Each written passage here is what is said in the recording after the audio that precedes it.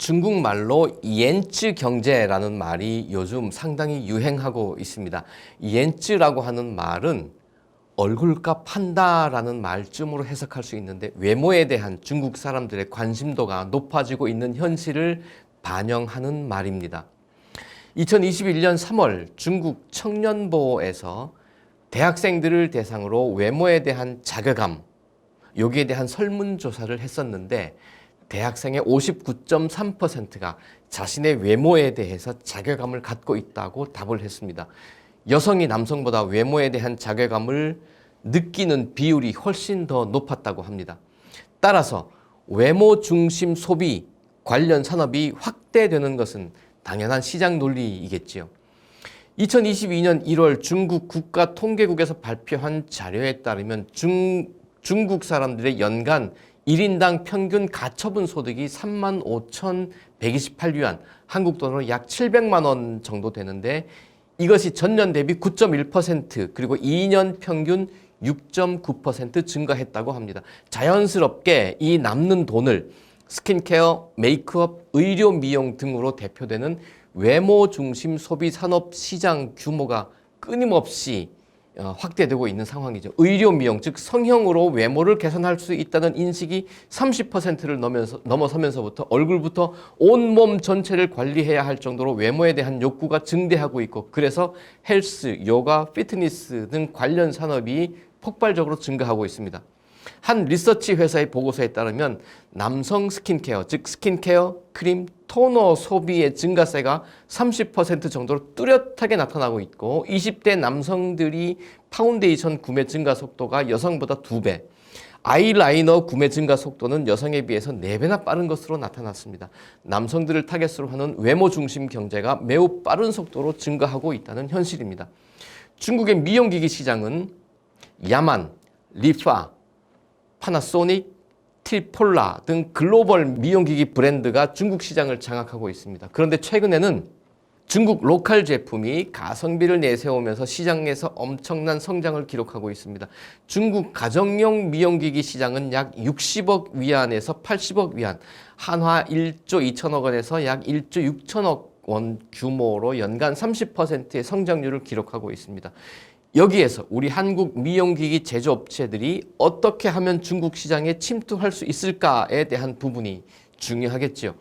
먼저 중국 미용기기 시장에서 선두를 지키고 있는 일본 제품 야만에 대해서 한번 살펴보겠습니다. 이 야만 제품은 왕홍을 이용한 판매에 집중하고 있습니다. 하루 평균 15시간에서 17시간 라이브 커머스를 진행하고 있고요. 평균 시청자는 약 8만 9천 명. 라이브 커머스를 시청하다가 구매하는 이른바 구매 전환율은 0.47%, 그래서 30일 평균 매출액은 약 5천만 위안에서 7,500만 위안, 한화 100억에서 150억 원에 이릅니다. 반면 글로벌 브랜드들이 장악하고 있는 시장에서 점유율을 확대하고 있는 로컬 제품, 바로 유라이크라는 제품입니다. 항저우 요라이크지 요시안 공스의 제품입니다. 이 회사 역시 왕홍을 중심으로 판매하고 있습니다. 하루 평균 18시간에서 20시간 라이브 커머스를 진행하고 있는데 평균 시청자는 약 7만 8천 명, 구매 전환율은 0.68%, 그래서 30일 평균 매출액이 약 5천만 위안에서 7,500만 위안, 한화 100억 원에서 150억 원 사이에 이릅니다. 한국 기업이 중국 시장에 진출하기 위해서 반드시 알아야 할 사항이 하나 있습니다. 많은 한국 사람들은 내 제품은 중국 시장에 런칭하는 순간 엄청나게 팔릴 것이야 라는 강력한 희망을 갖고 있습니다. 물론 희망을 갖는다는 것은 중요합니다. 문제는 소비자들이 내 제품을 선택해 주는가에 대한 문제입니다. 앞에서 언급했던 야만이나 유라이크 제품이 많은 사람들에게 선택받는 이유는 다른 여러 가지 이유가 있겠지만 그 중에 공통 요소가 단 한 가지 있습니다. 그것은 오랜 시간 동안 시장 교육을 진행했다는 것입니다. 시장 교육이라는 말이 좀 생소하시죠? 시장 교육이라는 말은 좀 더 쉽게 말하면 마케팅과 홍보를 말합니다. 야만과 유라이크는 제품을 판매하기 전 최소 3년, 4년 기간을 시장 교육에 집중했다는 사실입니다.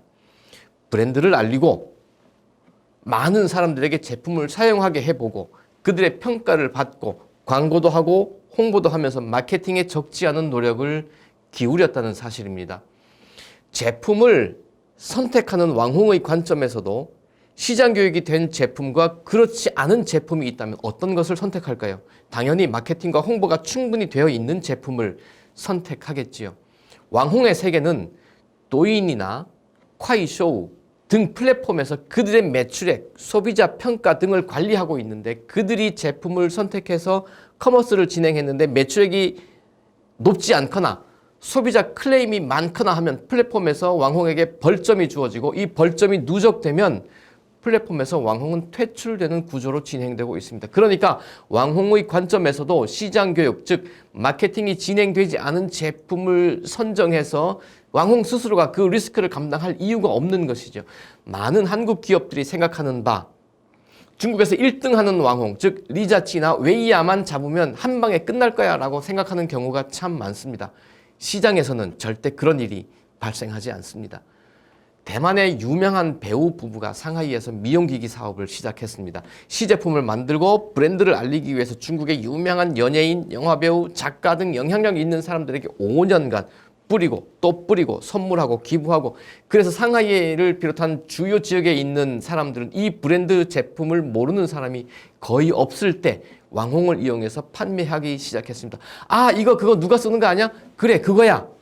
많은 양의 판매고를 만들면서 시장 점유율을 한 방에 2자릿수로 만들었습니다. 세상에 그냥 되는 것은 단 하나도 없습니다. 중국 시장은 우리에게 열려 있습니다. 그런데 그냥 가면 안 되고 철저한 사전 준비와 치밀한 계획을 통해서 가야 합니다. 그래야만 목적을 달성할 수 있습니다. 윤기원의 차이나는 스토리, 다음 시간에 더 멋진 스토리로 찾아뵙겠습니다. 再见。